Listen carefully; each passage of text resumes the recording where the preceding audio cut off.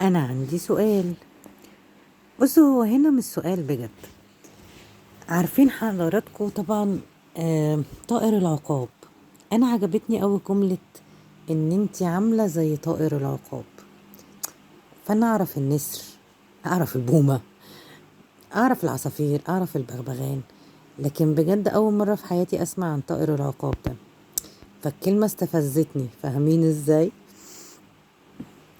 اشمعنى طائر العقاب يعني؟ طب ما اي حاجه، اي طائر تاني ان شاء الله. بغبغ بومه يا عم الحاج، انتوا فاهمين قصدي. طلع ان ده بحر تاني. الطائر ده فعلا بيطير وهو مجروح، وما بيستسلمش قدام اي حد، بيغير ريشه.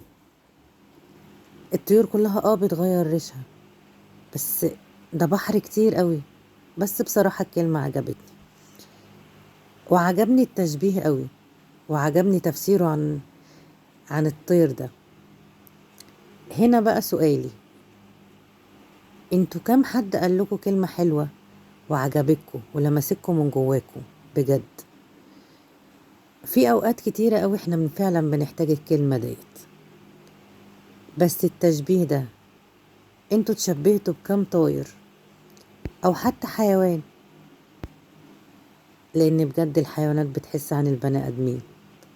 فبجد انتوا بتبقوا مبسوطين سعدة من جواكم؟